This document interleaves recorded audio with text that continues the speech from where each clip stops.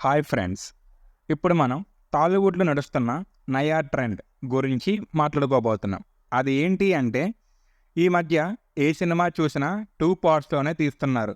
అసలేంటి మ్యాటర్ అనేది ఈరోజు మనం ఈ వీడియోలో చూద్దాం. So let's start the video.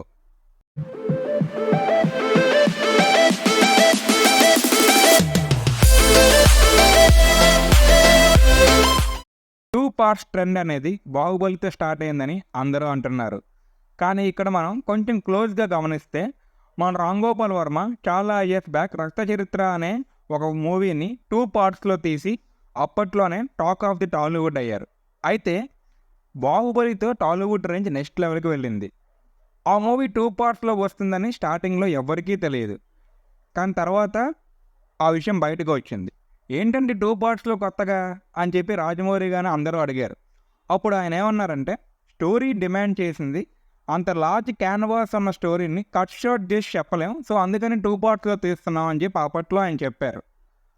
ఆ ఒక్క మూవీకి 2 పార్ట్స్లో తీస్తున్నారు కదా అని చెప్పి ఆడియన్స్ కూడా ఓకే అనుకున్నారు. కానీ ఇప్పుడు చూస్తే most of the top trending సినిమాలన్నీ కూడా 2 పార్ట్స్లోనే వస్తున్నాయి. దానిలో మోస్ట్ యాంటిసిపేటెడ్ ఫిలిమ్స్ ఏంటంటే Pushpa the rule, they call him OG, Harihara Veeramallu, Salaar, project K and ఫ్యూచర్లో కేజీఎఫ్ 3 అండ్ RRR 2 కూడా రాబోతున్నాయి.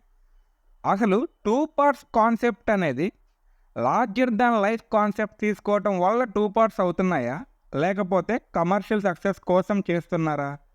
ఎందుకంటే మనం ఇప్పటి వరకు చూసిన ఈ ప్యాటర్న్ మూవీస్లో సెకండ్ పార్ట్కి లీడ్ లేకపోయినా సరే, ఏదో ఒక రకంగా ఆ సినిమా హైప్ని యూజ్ చేసుకుందామని సెకండ్ పార్ట్ తీస్తున్నారు.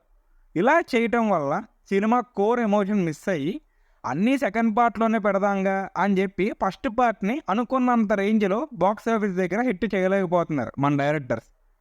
మళ్ళీ ఇలా 2 పార్ట్స్ కాన్సెప్ట్లో మూవీ తీయటం వల్ల ఫస్ట్ పార్ట్ ఒకవేళ ఫెయిల్ అయితే ఆడియన్స్కి సెకండ్ పార్ట్ మీద ఉన్న ఇంట్రెస్ట్ పోయింది. దానికి లైవ్ ఎగ్జాంపుల్ మన మణిరత్నం గారు తీసిన డ్రీమ్ ప్రాజెక్ట్ పొన్నియిన్ సెల్వన్.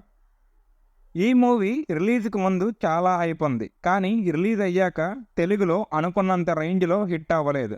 దీని ఇంపాక్ట్ సెకండ్ పార్ట్ మీద భారీగా పడింది. దాంతో PS2 బాక్స్ ఆఫీస్ దగ్గర ఘోరమైన ఫెయిల్యూర్ చూసింది.